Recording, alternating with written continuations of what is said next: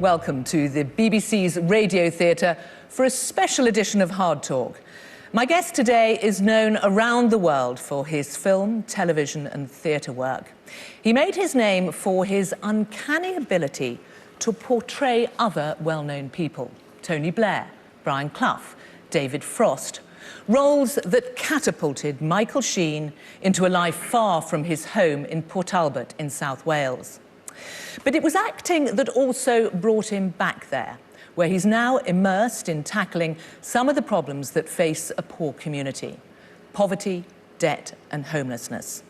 So how does he straddle such contrasting worlds? Michael Sheen, welcome to Hard Talk. Thank you very much.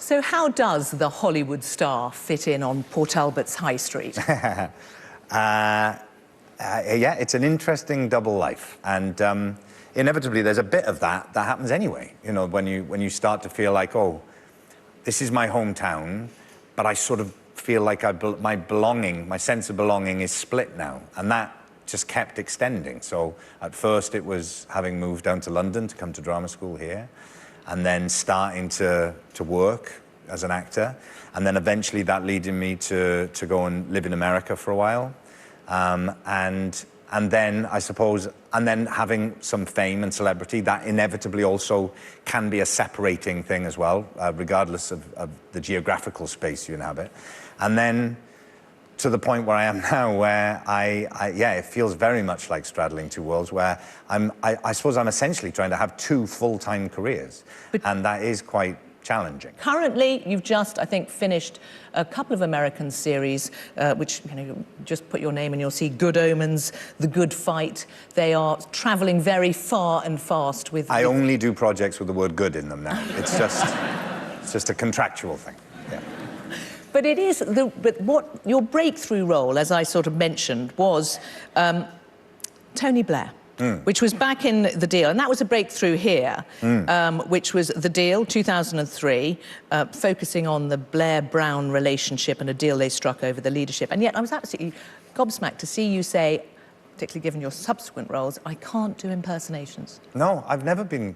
You know, I think people assume that I was the kid at school who did impersonations of the teachers, and I was never any good at it. In fact, it was sort of a joke that I was terrible at that kind of thing.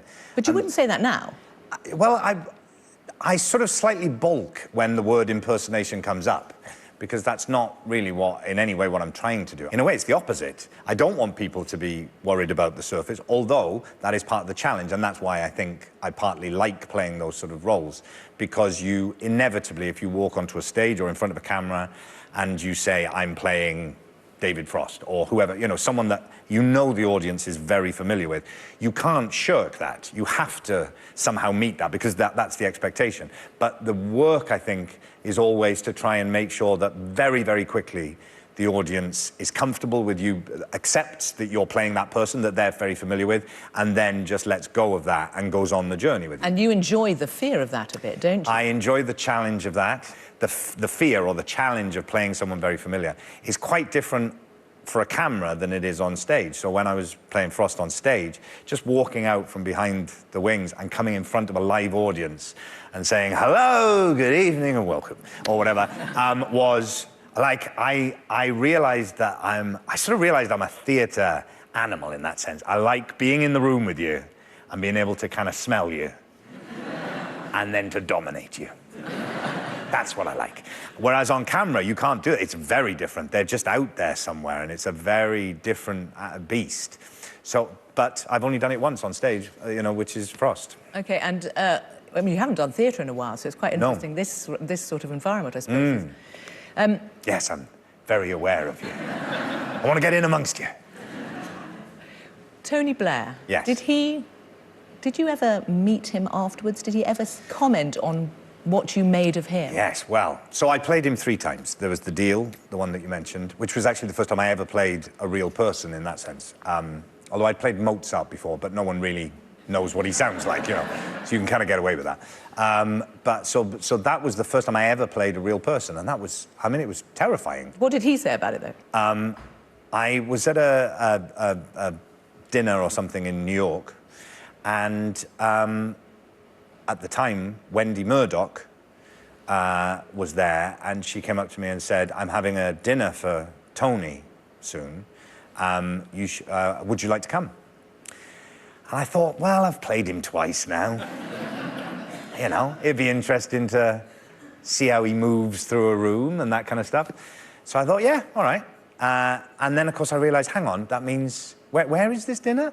Oh, it's at our place in LA. So I ended up going to Rupert Murdoch's house, which was on the top, still is, presumably, on the top of one of the Hollywood hills. Just this, it was like a Bond villain's lair. I mean, it really was. It was just up on the top of a hill, looking out across all of LA.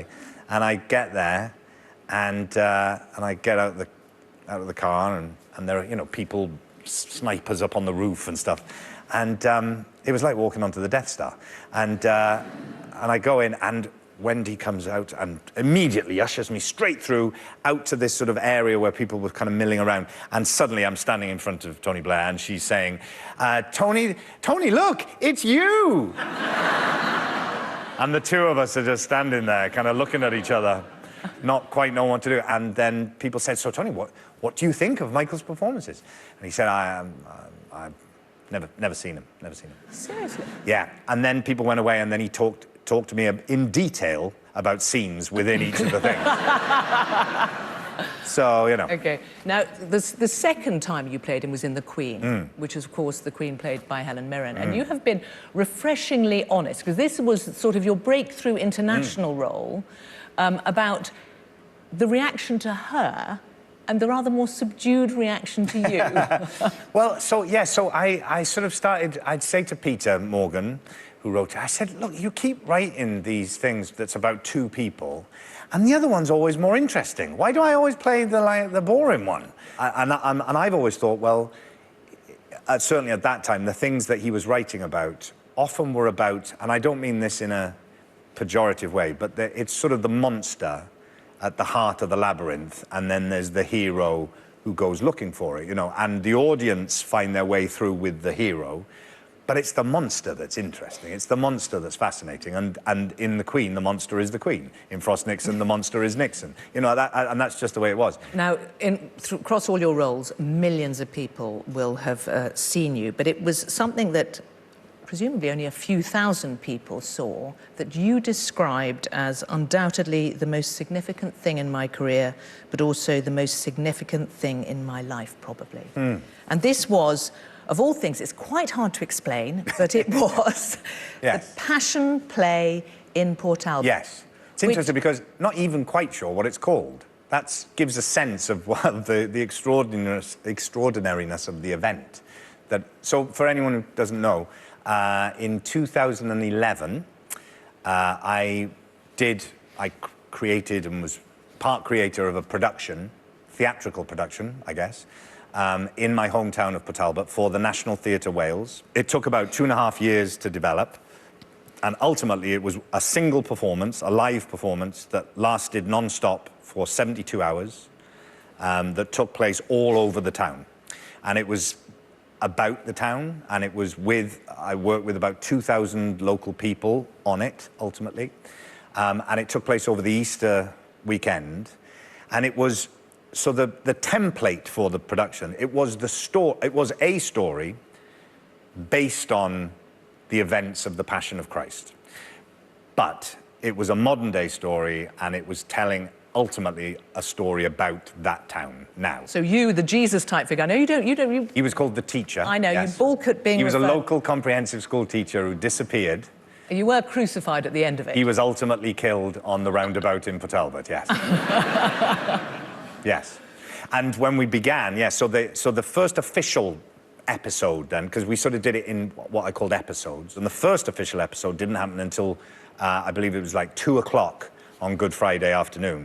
But I spread rumours that if you were to come to the beach when the sun rose, you might see something. So there were maybe 100 or so people there at that But we should explain, by the end... By the end, depending on who you ask, there was anywhere between 10 to 15,000 people. And we're talking about a town that is a population of 40,000. Yes. So my character, the point of my character was that he arrived He was someone from the local community who had disappeared. He had some sort of breakdown. And then on the morning of Good Friday, he appears down at by the sea, and with no memory. He's lost his memory. And over the weekend, he asks people to tell him stories about the town and what's been lost and what's been there and what people have memories of, and he starts to become a receptacle of all this stuff. And then when he's finally on the cross, he remembers everything, and he starts listing a sort of a litany of things in the actual town that have disappeared. And that motivation for you was an inspiration that came, I think, when you were in the Vatican, because you thought what is happening now in Port Talbot is what was happening then. I was on holiday in Italy, and I went to Rome. I'd never been to Rome before, and I was very excited to go to Rome. And I went to, you know, the St. Peter's Basilica, and I was quite overwhelmed by it. For anyone who's been there, it's quite overwhelming being in there. And I thought, I just need to have a little sit down for a minute.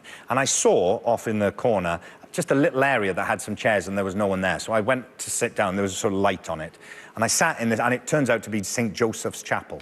And I sat there, and there were paintings on the wall around me depicting Jesus's ministry, so all the things he did. And, you know, he's tending to the sick and with children and the dying and the grieving and all that kind of stuff. And as I sat there, I thought, that is exactly what people are doing in Port Talbot right now. There are organisations and charities and support groups and, you know, carers and teachers and nurses and hospices and all these things and I was like, oh, that's what Jesus did. And that is what community is. That is how we keep community going. And in that moment, it clicked for me. I was like, I'm telling the story of Jesus, but it's not the story of Jesus. It's the story of the community that are doing that. And that Port Talbot was the kind of marginalised. The motorway goes through it. No one stops in Port Talbot. It's seen as being dirty because of the industry. And so it would be, if it was a person, it would be a person that Jesus would have, you know, been dealt with. But the interesting thing is, for you who insist you're not religious, you do this play, and then you yourself, for example, take on the moneylenders in Wales. Yeah.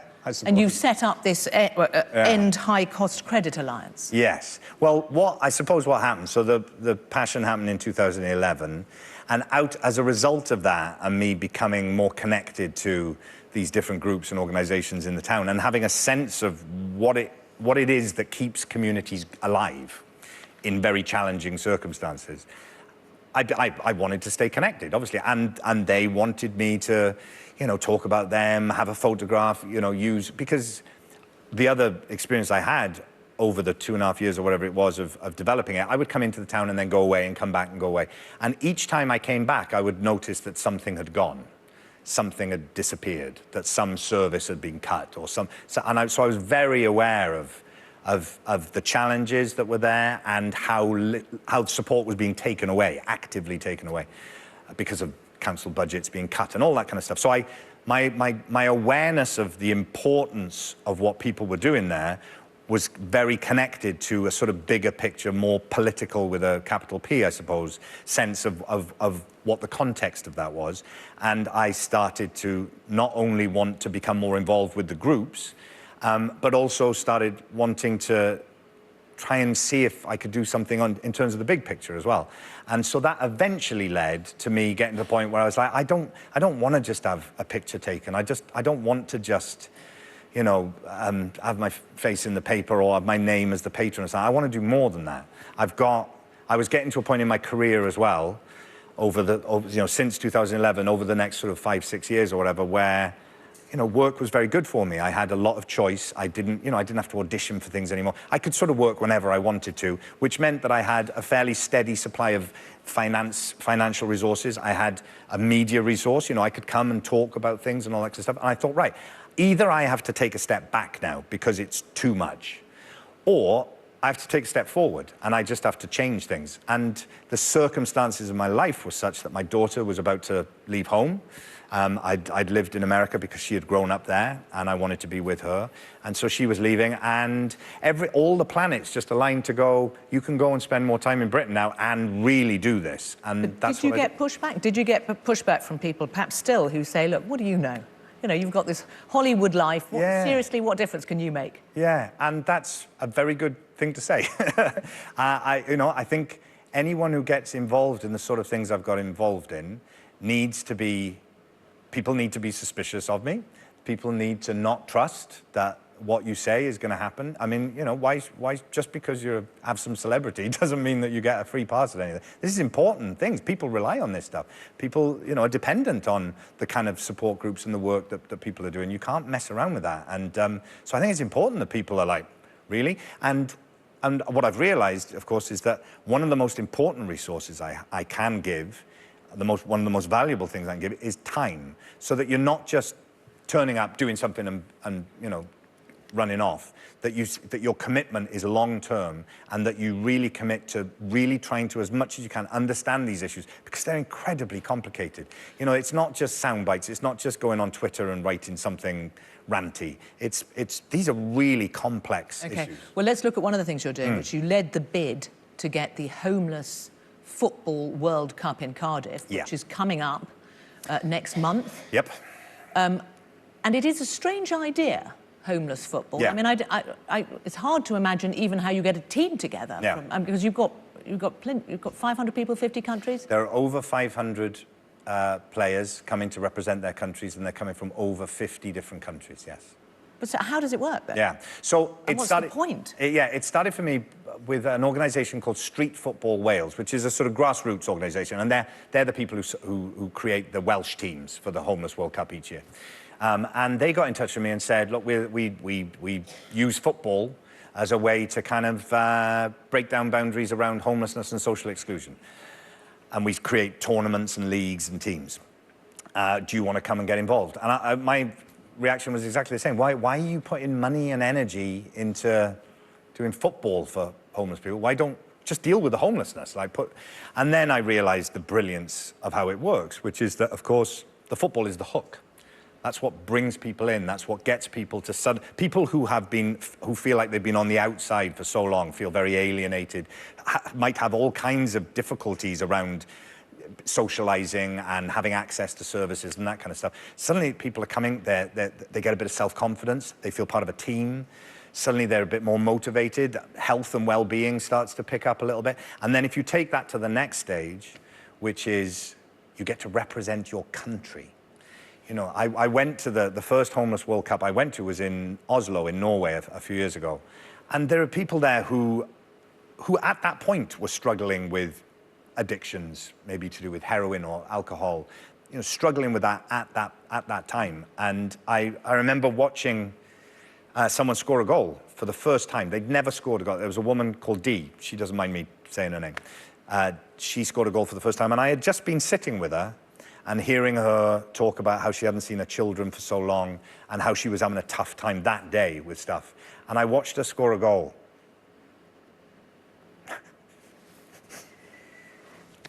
So I'm very tired at the moment. I saw how transformational that can be. Not just scoring a goal, but being a part of that event. And I saw how it affected her after that. I've got to ask you, you go from that, which obviously has a profound effect on you, and then you are filming. Yeah. Is that hard? It's not hard. It's so for instance, you mentioned Good Omens, which is a TV series that is out at the moment that I was in, and we shot a lot of that in Oxfordshire. And at the time, I would be travelling from where we were filming in Oxfordshire back to Talbot the same day, because part of my contract, part of what I now do is make sure that if I'm filming on something for a long time, I have enough time within it to come back and forth and be able to do the things that I need to do around the other work. And so I would be traveling from Oxfordshire to Talbot. And I would be going from the most beautiful postcard kind of villages with gorgeous amenities and really lovely communities there with all kinds of wonderful things. And then going back through the M4 corridor, through the South Wales valleys, and where there was very much not that being the case. And that kind of makes you feel like, yeah, this is not a level playing field. This is not, it's nothing against the people in those, but it just makes you, it reminds you that there is, the context that this takes place in is not random. It's not by chance. And we're talking about a time when the area you were in, which was very strong Labour supporting, in the most recent European elections, the Brexit party topped the poll with 32% from nowhere. Yeah. I mean, there's a lot of contradictions. Think about the miners' strike happening around 84, 85, and that a lot of the people in the areas that were fighting during the miners' strike to hold on to their work, and the people they were fighting against, you could say that they ended up voting in lockstep around Brexit. And that is just fascinating. That is very interesting. Why might that happen? And so I was sort of interested in that. Okay, but you're not accepting that it is wanting out of the EU because of what the EU stands for? I think it's a lot of things. I think some people absolutely were voting because they just don't like the idea of what being part of the European Union is to them. And I think everyone has a very personal thing about it. I think there definitely is, because I've seen it and I've spoken to people, there is a huge amount of anger and resentment in a lot of communities about what has been lost and what was not replaced. And a lot of blame for that goes into all kinds of areas. And it is very interesting to look into that. My biggest motivating factor around the effects of Brexit or the aftermath of the Brexit vote, what I have held on to was that in that first period afterwards, it was a huge shock for the country, I think, in terms of its self-image, and particularly in the sort of metropolitan centres and within the media. And there was a sense of, oh my goodness, that our country is not what we thought it was, and we now have to open up to what's going on in communities that we don't often go and look into, we don't report from. There was a real effort to kind of open that window, and I've watched as that has closed. I've watched as in that shock, I think part of me was feeling like, well, there is a very positive aspect to this, which is that maybe the plight of these communities... And you don't think that's any longer the case? I think that slowly started to change into who's on this side, who's on that side, and the media as well started to kind of go, oh no, we're in control of this again. No, we know what this story is. We don't, and that has been quite a scary thing, that the actual issues have not changed. Well, because you've talked about coming back to see if you can, trying to do something about the frustrations and the anger that's there. Well, that's what I mean. Do you think you can, then? Well, that's what my starting point was to go and listen to people.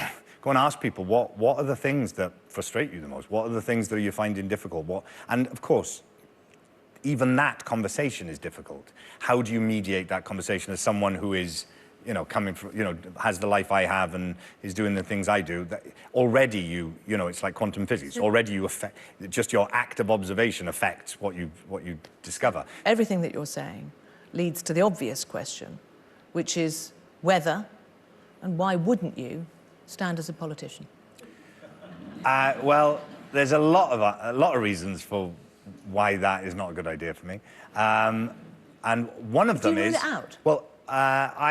Well, no, I don't rule it out. I don't rule it out because I don't rule anything out. What is the most effective use of what I can do can change from any moment to moment. And at the moment, I do not believe that that is the most effective use of what I can do. At the moment, politicians are one of the strings, one of the levers to pull.